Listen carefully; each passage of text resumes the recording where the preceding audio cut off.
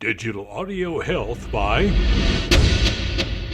Cymatrax. It's Al Cole from CBS Radio, and I want to tell you about a Renaissance woman who excels at everything she puts her innovative mind to. And you know, I'm going to start it out like this.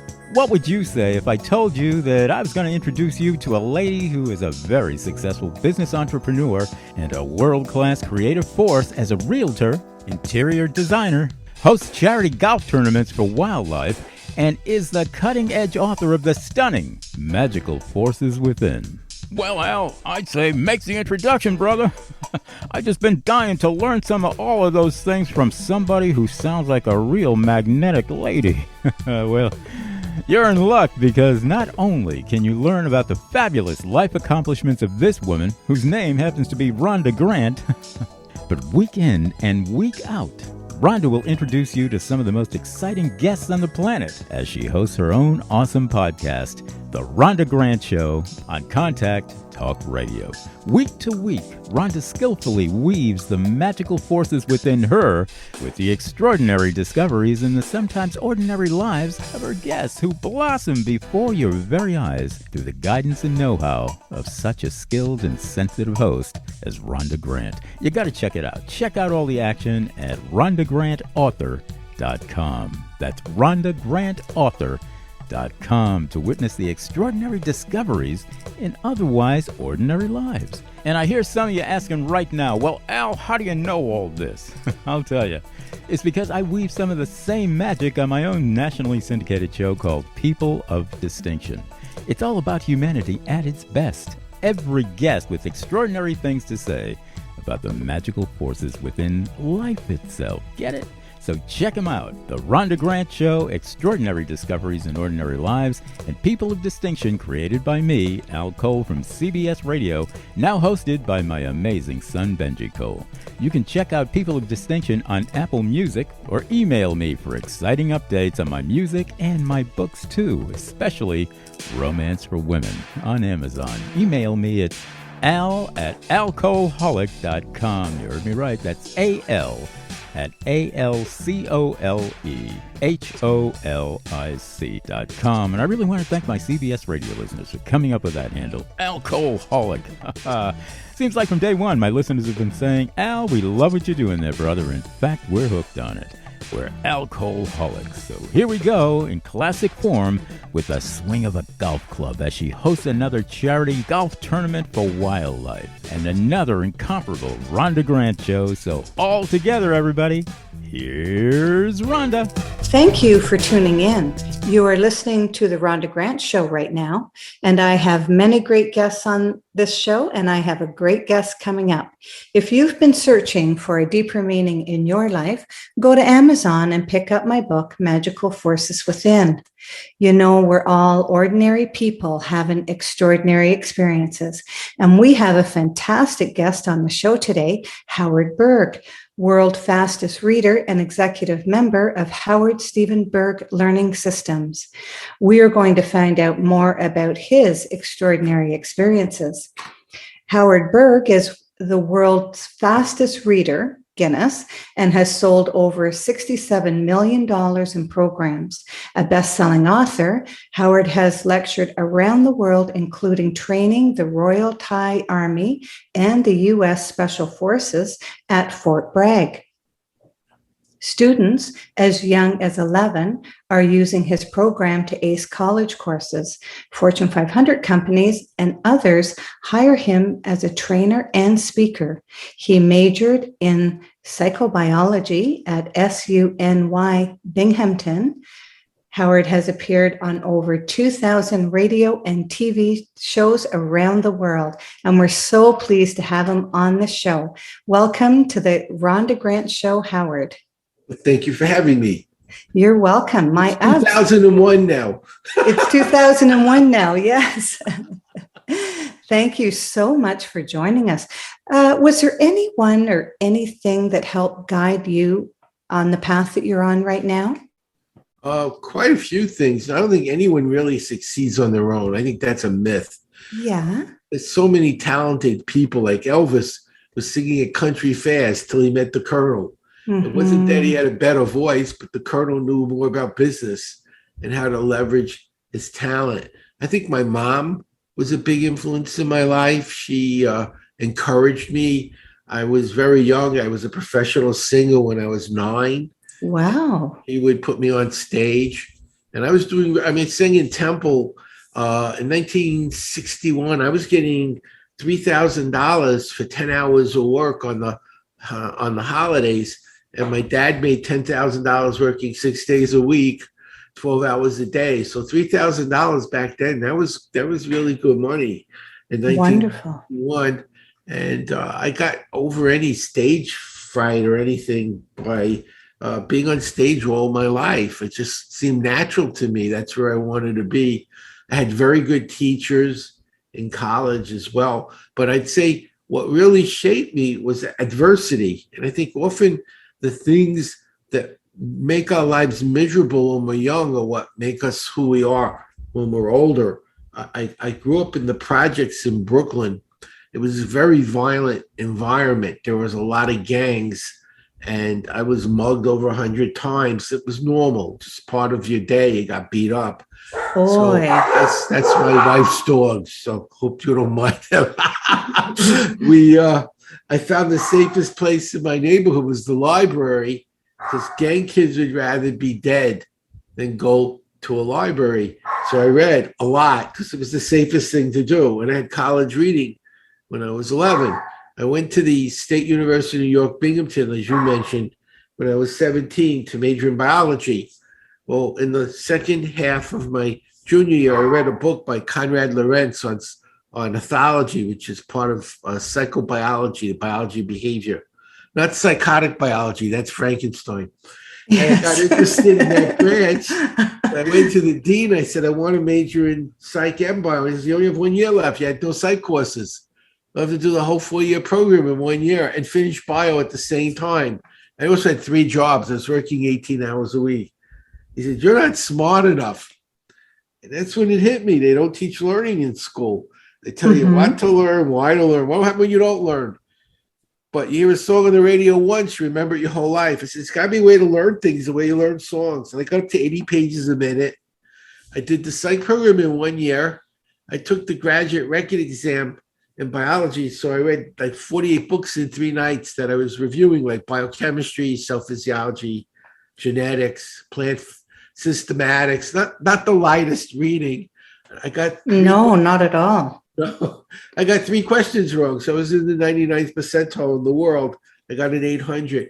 And then I was like, gee, I wonder if it's me or what I discovered, the system I was using. So I taught kids 11 and 15, same system. They did 30 chapters in lifelong developmental psych in a week. It's a sophomore college course. Took the AP test and 15 out of 18 passed it in 1 week. That's incredible. I realized, okay, it's not just I could do it, I could teach it. And then I feel that's my calling is to take this skill and share it with people and help them learn how to do it for themselves. So my burning question is, how do you remember everything that you read? Not only can I tell you, I could teach you how. Would that even be better? That would be even better. Sure. Okay. Well, there's many systems for memory. Remember, I studied psychobiology. I'm going to give you 10 things to remember, Rhonda, and our audience can do this with us. And you won't be able to, but then I'll show you how, and you'll be able to do it effortlessly in less than 3 minutes. Are you ready? Yes. You want to remember pole, shoes, tricycle, car, glove, gun, dice, skate, cat, and bowling pins. Is it safe to say you don't know all 10 things right now perfectly? I don't. You will. In fact, this is so simple. You can teach this to 3-year-olds, and it's not an exercise, it's a tool. Okay. I teach you 2 strategies that are involved here. 1, you remember 10% of what you read, 90% of what you say and do. So when I ask you to say and do that so you lock it in. And 2, the ancient Greeks discovered a shortcut for learning lists. Take a list you know, link it to the list you're learning, and take less time. And I'm going to bet you and our audience can count to 10. I feel very confident that I'm right. So we're going to use those numbers that you know to learn those 10 objects super fast. Are you ready? Okay. Number one looks like a pole. Think of a lamp pole. So when I say one, you say pole. Ready? One. Pole. Two is shoes. That's how many shoes you wear. What's two? Shoes. What was one? Pole. Perfect. Three is a tricycle. 3 wheels on a tricycle. What's three? Tricycle. What's two? Pole. Two. Oh, pole. Sorry. Shoes. Perfect. One is Pole. perfect. Good. 4 is a car. There's 4 tires on a car. So 4 is car. What's 4? Car. What was 2? Go to 2. Shoes. 1. Pole. 3. What has 3? Wheels. And what is that called? Tricycle. There you go. 5 is a glove. How many fingers in a glove? 5. So what's 5? Glove. What was 3? You keep blocking that one. What do you ride on with 3 wheels? Tricycle. Why That's can't how I you'll get That's that? how you learn it, by rehearsing. Okay. And one is a Pole. perfect. You're doing fine. That's normal. 6 is a gun. They loved them in Texas when I lived there. 6 gun. What's 6? Gun. What was 4? What had 4 tires? Car. What's 2? Shoes. That's it. You're doing good. Lucky 7 and dice, right? Lucky 7. What's 7? Dice. 5. 5 fingers in a Glove. right. 3. That's the one. Tricycle. There you go. See, that's how it works. 1. Pole. That's how the brain learns. Repetition. Rhymes work. Say 8 skate. 8 skate. What's 8? 8 skate. Skate. Good. 6. What did they love in Texas? Guns. 4. What had 4 tires? A car. And 2. Sh- That's go ahead. You got it. Shoes. That's right. Only 2 left. So 9 is a cat. A cat has 9 lives. Cat has 9 lives. What's 9? Cat. 7 was lucky in what game? Dice. 5 is 5 fingers. Glove. 3. Tricycle. That's your favorite. And 1. Pole. Perfect. Last one. How many bowling pins in an alley? 10 bowling pins. What's 10? Bowling pin. 10. Okay, let's do the list together now. 1, Pole. 2. Shoes. Perfect. You're looking for your picture. 3, Tricycle. 4. That's Tires. tires on a car. Yes. 5 fingers. Glove. 6 Texas. Guns. Right. 7's lucky in. Dice. 8 rhymes with. Skates. Right. 9 is what is 9 lives? Cat. And 10. What's in an alley? 10. Oh, bowling pins. Perfect. Pins. Here's how you use it. You just learned how to speed learn numbers. You know how often you forget numbers because they're hard to remember. Imagine you went to a hotel and your room is 314. How many times by the time you got to the lobby, you forgot your room? Here's Always. how you remember room numbers. You make a number into a picture. 3 is a tricycle. 1 is a pole. 4 is a car. A tricycle hits a pole into a car. Picture that. A tricycle hits a pole into a car. Tricycle, what number? 3. It's a pole 1. on a car. 4. That's the number. Tricycle, pole, car. Now, it's also pi in geometry for kids studying geometry. So I teach this to students for science and math and history dates and business. Room numbers, phone numbers, product numbers, due dates, percentages. You turn the number into a series of pictures. You connect the pictures and you just play back your movie and you got the number. And the 0, because numbers only go from 0 to 9. The 0 is the 10 bowling pins. Okay. And that's how you speed learn numbers. That's incredible. It's easy to do. The whole thing is that easy. Otherwise, it's a new problem. If the solution is harder than the problem you're solving, you just made a new problem. Yes, that's right. That's right. So, children who have difficulty learning, does it also work for them? Absolutely. And I mean, difficulty reading. Yes. Some of my students had ADD, some had dyslexia. Here's an extreme case. This girl, Amy, she had third grade reading in ninth grade. So they put her in special ed, and she was hysterical. Her mother was hysterical when they came to my school. That she didn't want to be trained, welcome to Walmart. She wanted her daughter to have a life. So we taught her how to learn, which is the first thing we taught anyone. We always teach how to learn before we teach what to learn. So when we got done with her, she finished high school and had a 2-year degree when the people in high school she was going to school with got high school degrees. Oh, that's fantastic. She had an A average. She went to Baylor on a full scholarship, got a BA, and then got a master's degree at 22. She was special ed, but she worked really hard. I'm not going to tell you it was easy. She worked really hard. She had to change how her brain was processing information, but we showed her how. And her mother helped her, and she was willing to do what we taught her, and it made a difference. But I could show you how it eliminates dyslexia if you'd like. Mm-hmm. Yes. When you're driving in a car on a highway, it's often around 70 miles an hour, depending on the state, but it's not uncommon, 70 miles an hour on a regular highway. And you're reading the road in 4 directions, front, back, left, and right. And you're watching your GPS and your gauges, and you're bored. So you turn on the radio, you're talking on the phone, and you have people in the car you talk to, all at the same time. And you're bored. You read a book, and the average speed is 200 words a minute. And you're lucky if the next day you remember 10%. Why can you process so much in a car at 70 miles an hour in 4 directions and so little in a book in 1 direction? Mm-hmm. The answer is, in the car, it's a movie. You're seeing everything visually.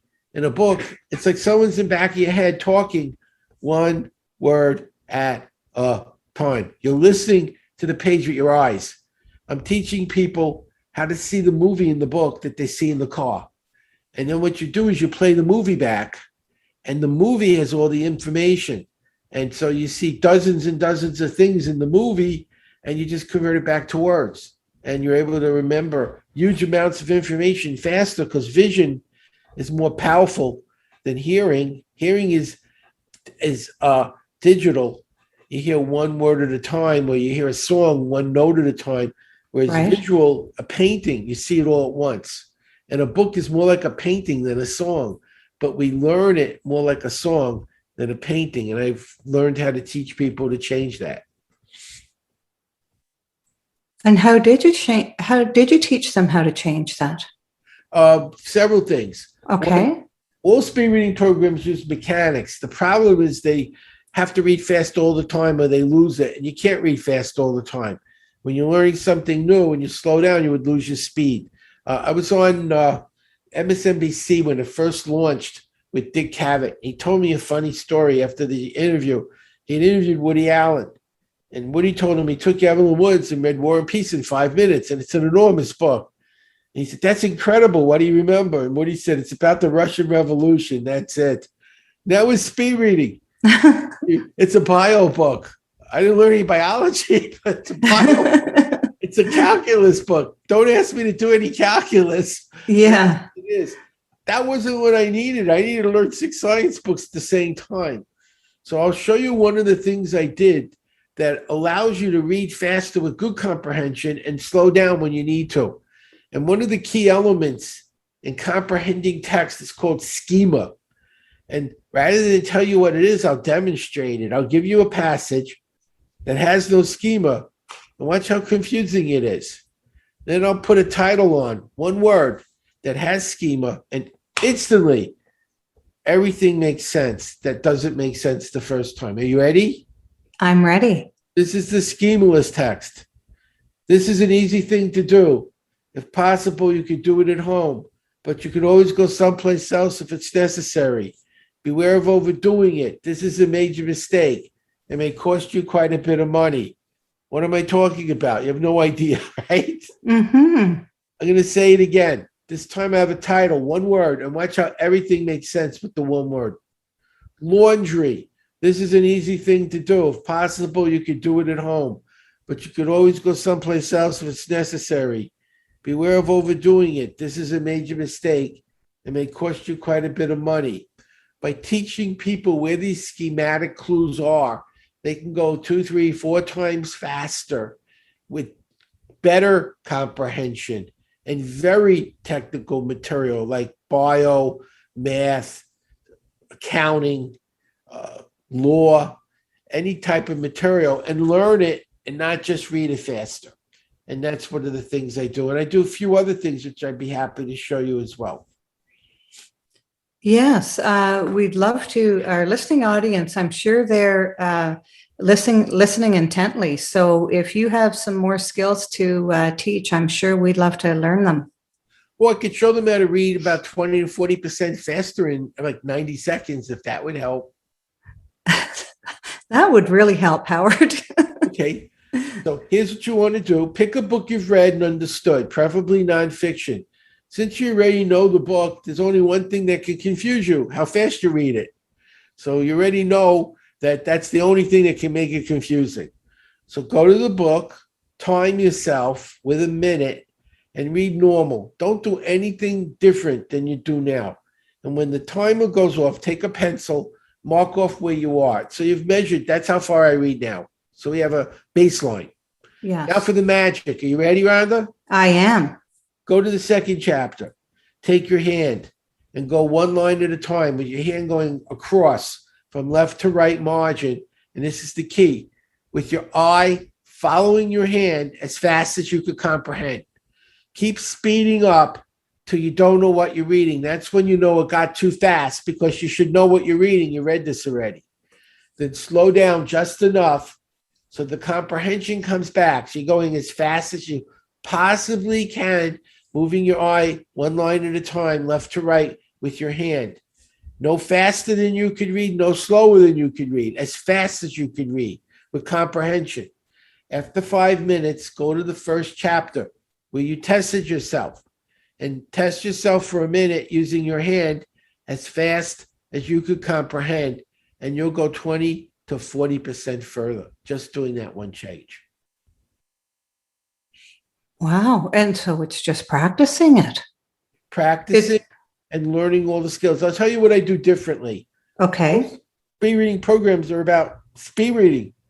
I didn't want to do speed reading. I wanted to learn. Most people want to learn faster, not read faster.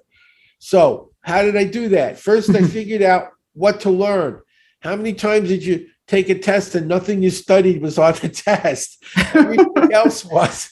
So exactly. Ahead of time, what to look for. So I teach people how to analyze old tests to figure out what to study. Then they're reading 3-4 times faster, finding information they need to learn. And if they don't understand it, I teach them brain-based study skills to make sense of it so they're not confused. And then memory skills to retain it. And then emotional intelligence skills to be in the right state. What does that mean? Imagine I teach you to drive and you're ready for your road test. And you call up and say, I failed. I said, why did you fail? I got nervous. It was a test. You know anyone ever got nervous on a test?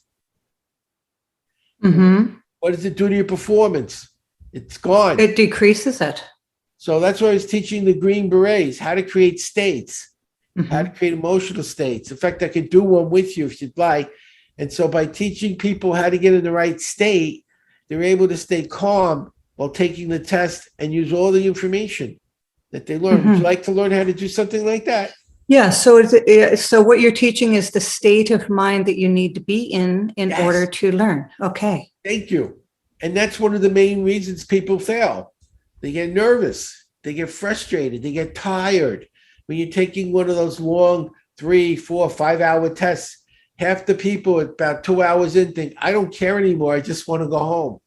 What do you think happens to their grades when they're thinking like that? Oh, yes, they go down because they're concentrating on other things. Exactly. Would you like to see how to stay awake? Yes. Okay, this is a simple technique I taught the Green Berets.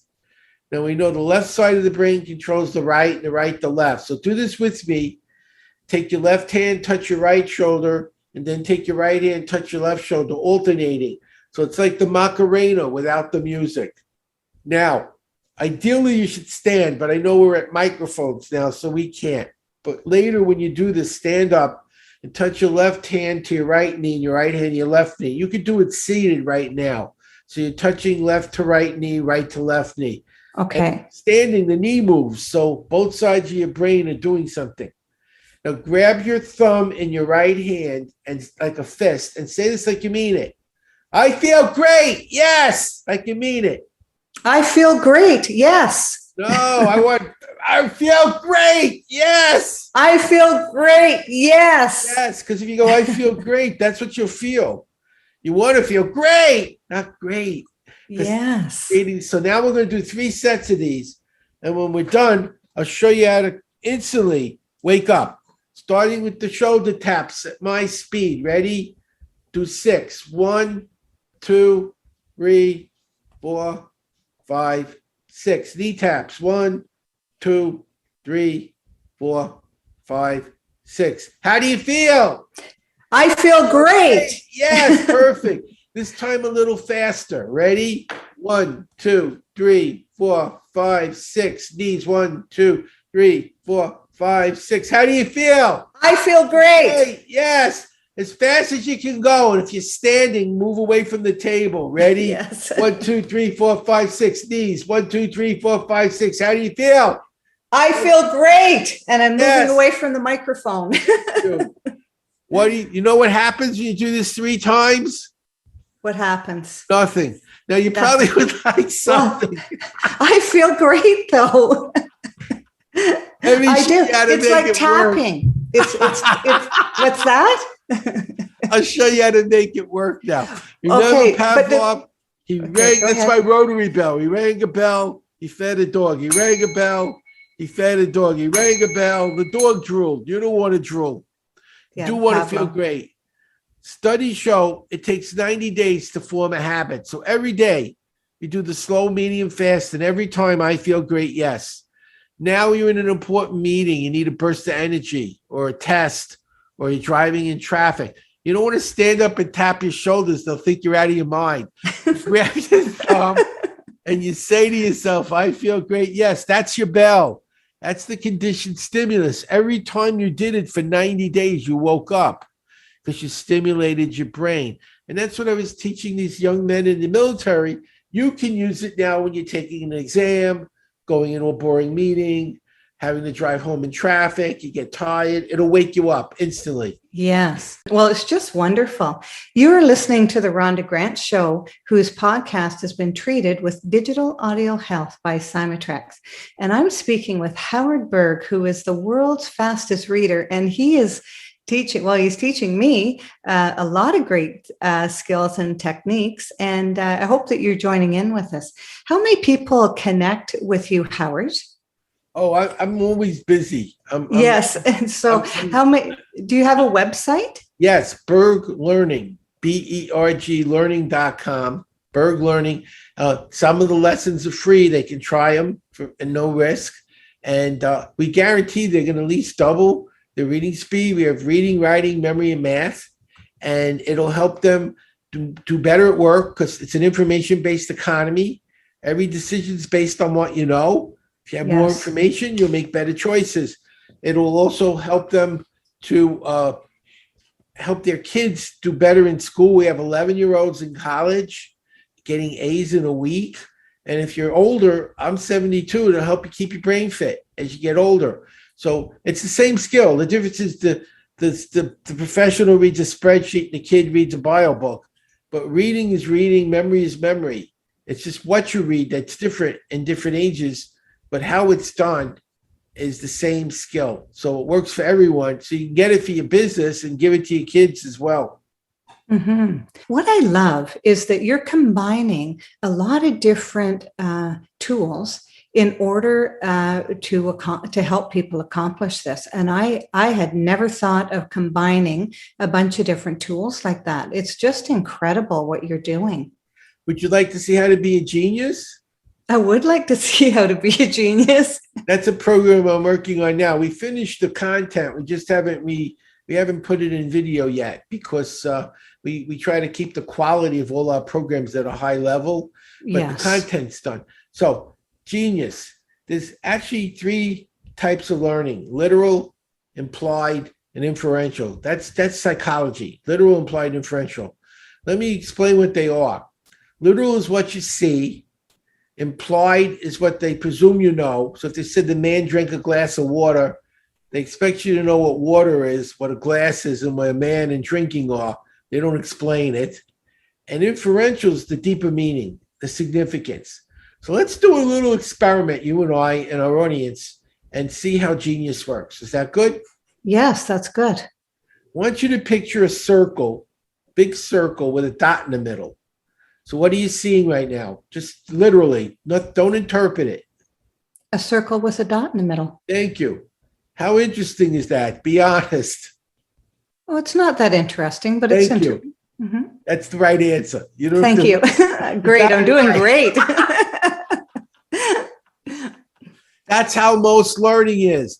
Read this book. Why? Because I told you. Yes. How many times in school you got to read this? Why? Because I told you. That was it. Was like, I don't want to read it. It's boring.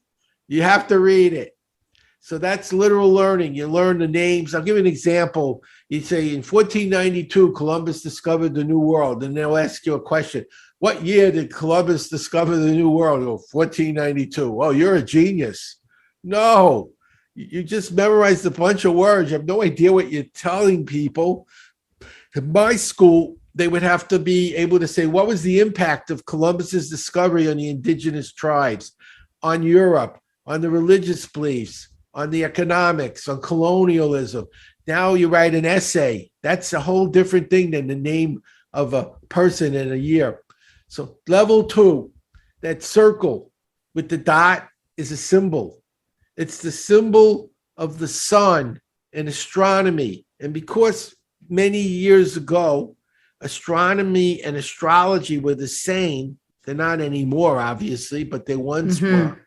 It's a symbol of the self in astrology. So that's level 2. Level 3, it's the meaning of life. See, think of that, a circle with a dot in the middle. Do you see the meaning of life? Probably not, but I'll show you it if you'd like. Yes. This is how Buddha would have taught a lesson.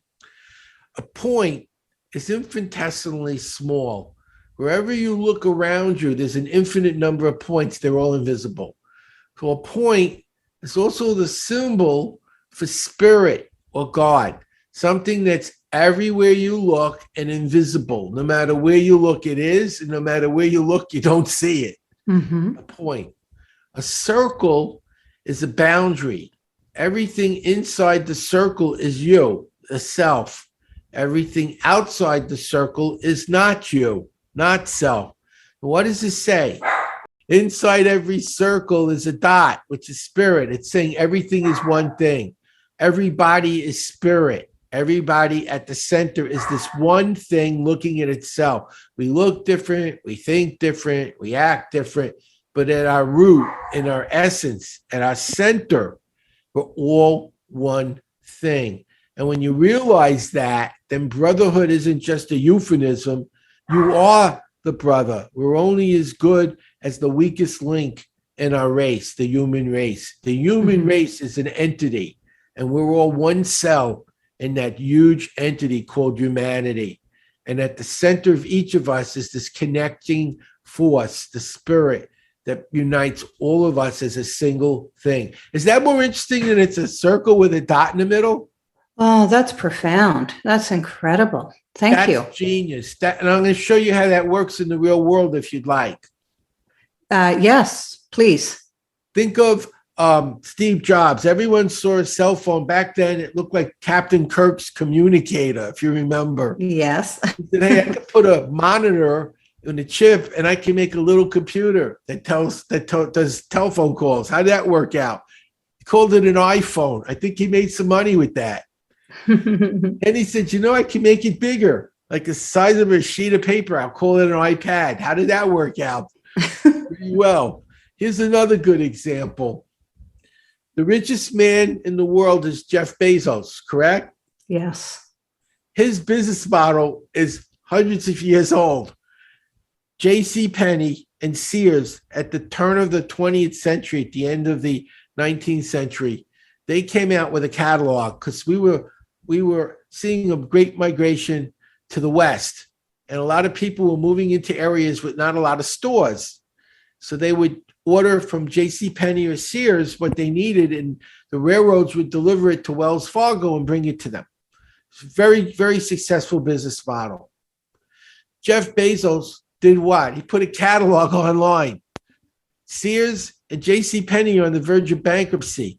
They had the catalog, they had the products, they had the supply chain, they had the marketing skills. No one ever thought, let's put this online.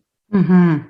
So what's the genius do? He sees the opportunity to take the model they did and bring it in the 21st century. He becomes the richest man in the world. They go bankrupt. That's genius. Yes. Awesome. Do you feel that you've been called to what you're doing? Absolutely. In fact, when I got to college, one of the things I did is I studied consciousness. I became a yogi. I spent my weekends in a yoga ashram, and not just hatha yoga. It was all 7: Kundalini, Kriya, Bhakti, Raja, Tantra, all the different yogas I studied. I studied the I Ching with Kai D, who was Wo-Fat on the original Hawaii Five-0. He was my I Ching teacher. Yes. And I studied symbols. I was interested in symbols, like I was showing you. Like I studied the Tarot with Rhonda Nordic, who was a Druid high priestess, and I studied Kabbalah and a number of other things. I was interested in consciousness, what makes us unique. I realized when I was in college, I thought we were machines. If you knew the genes and you knew the environment, you could predict behavior. And I said, well, can you look at the neurons in a Michelangelo and see the statue of David, or the brain of Da Vinci and see the Mona Lisa? No, there's more to life than just neural connections in the brain. There's something greater. It's greater than just the connections itself. The consciousness itself is something significant. And so I started to learn how to use that consciousness, and then I used it to teach people what I was learning so they could learn 2, 3, 4 times faster in a mundane world, in business and in school, and to keep their brains physically fit as they grew older. And I feel that's really my purpose. If you look at the news, do you think there's too many smart people? That's our biggest problem. Look at what we're leaving kids with: global warming, viruses, exploding deficits. I feel it's my job to teach them how to learn faster and better so they can have a future like we did. And right now, that's not what they have. It's a very bleak future for most people. It is a bleak future for most people. That's right. But it doesn't have to be. We had a group of kids, 11 or 15. We taught them how to learn. One of their kids' brothers had Downs. So they started a company. They read books. They read books on how to build a website. They did it themselves. They made a product. The first year, they made $93,000. They were 11 or 15. And they won the Silver Pyramid, which is the Oscar in advertising, as the best not-for-profit in America, beating Rotary and Red Cross. They were 11 years old. That's my vision. Oh, yes. Teach what I taught those young people to everyone, so they have a future and they can make more money and be successful. And if something changes, like you make typewriters, well, that's not a good profession anymore. No. So you need to learn. If you're a coal miner, it's not about bringing back coal. It's about finding something else quickly that you can support your family on. I don't think coal mining is that glamorous a job anyway. You want to spend your whole life in a cave sucking in coal dust, or you want to make 10 times the money and stay out in the sunshine. So it's not about doing what doesn't work anymore. It's about learning new things quickly. Yes. I can read 10 books in 3 hours, which means I can learn anything I want in 3 hours. I had an 84-year-old, Ruth Lubin, read 3 books in 3 hours. A little slower than me, but she was 84. So you can do this. It's a learnable skill. It's the future of our planet. The people who can think, the people who can learn, the people who can change quickly as things change quickly are going to succeed. Everyone else is going to look at them and say, what happened? I can't make a living. Mm-hmm. Well, exactly. And so you've hit it right on the nail, Dale. That's fantastic. What extraordinary discovery have you found in your life? Well, I think I discovered some of the answers to unanswerable questions. Would you like me to answer 2 or 3 of them just to show you? Yes, please. Yes, please. Okay. Right now, they want to make this country go green without bankrupting the oil, gas, and coal industry, create thousands of jobs, and get rid of the deficit. And I can show you how to do that in 90 seconds. So how do you make electricity? You spin a magnet in a coil of wire, and that's done either with water or steam. And the steam is from oil, coal, or natural gas, or nuclear fusion. That's most electricity. But there's another way to do it. In Iceland, they're a volcano, and they use the magma that's near the surface to heat the water. Now, you say, well, that's great. If you live in Iceland, you have a volcano. Well, we're in America. Well, there's actually places in America that would work. Yellowstone Park has the largest supervolcano in the world, 300 miles of magma. There's a magma field in California. There's also one in Vermont, New England, that people aren't aware of. So if you use that magma to heat the water instead of oil, gas, and coal, you would be able to burn the water to boiling and make steam and electricity, and have the oil, gas, and oil companies provide the money. It's got to be easier to find magma in Yellowstone than a new oil field somewhere in the world that no one's found before. And now you train people from those industries, like the coal miners, on how to build the infrastructure that's needed and maintain it. So that's jobs. And here's the best part. Yellowstone is on federal land. So you charge a usage fee for every kilowatt of power, and it only goes to pay off the U.S. debt. And as you're making more and more electricity out of that magma field, you'll be paying more and more of the debt off. So you could solve all 3 problems at the same time. Now, I'll solve one more unsolvable problem, and then I'll go back to you. You ever wondered how the universe works? You read about the Big Bang. You got this infinitesimal point that's the whole universe, and it explodes in every direction, faster than the speed of light. You think, okay, where does it go? Mm-hmm. Do you ever think about that? Where does it go? Mm-hmm. Because it's all time and space. So where does it go? Well, here's a way it could happen very easily. If I'd like you to picture in your mind that you have an infinitesimal universe, tiny point in your mind, and it explodes and grows infinitely large at the speed of light in every direction. Picture it in your mind. And notice something interesting. The infinitesimal point and the infinite universe both exist inside your brain, in between your ears, the big one and the little one. If the universe is built from consciousness, and by the way, that's what the Bible's saying. Mm-hmm. There's a being that says, let there be. That's consciousness. Mm-hmm. If the universe is built out of consciousness, it can grow infinitely big and still be the same size. Because just like it's between your ears, it's between the ears of God. So it can get as big as you want and still be the same size, or as small as you want, it's still the same size. It doesn't matter. Consciousness allows you to create a universe of infinite size and not get any bigger at the same time. Fascinating. That's what I teach. That's wonderful, Howard. I would like to thank you very much for being on the Rhonda Grant Show. It's been such a learning experience. And some people don't know what consciousness is. And the best way I can explain it is, if you've ever you ever look, you might be in a restaurant and you look because you think somebody's looking at you, and they are, or you think somebody's following you and you turn and look and somebody is.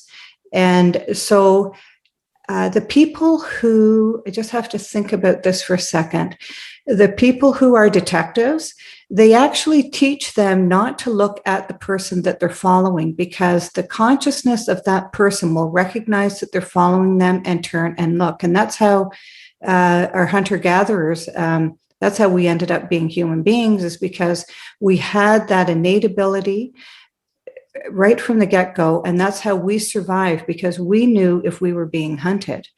And so consciousness is that part of you that knows without you knowing how it knows. But when you look, you get your confirmation. I love that. I didn't know that thing about detectives. So you taught me something cool too. Mm-hmm. Well, I'm interested in consciousness too. And a lot about my book, Magical Forces Within, talks about all these abilities that we have, yes, that we can't really describe. And I find it fascinating. I just love what you've shared today. Our listeners are, well, I mean, there's so much. I'm going to have to even listen myself to the podcast a couple of times. Remind them about Berg learning, because I do have courses that teach them how to do this. This is a learnable skill. And it's not that you need to be. I had a young man, he was 11 years old. He was a C student, and we taught him how to learn. At 22, he was an English professor.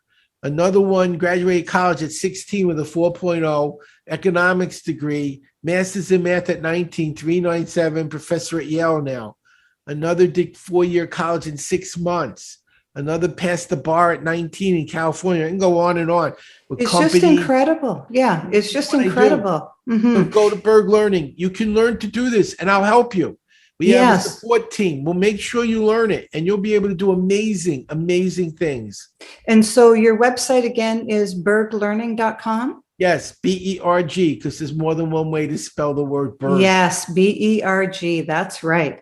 Thank you so much for being on the show today. Oh, thank you so much for having me. You're welcome. My pleasure.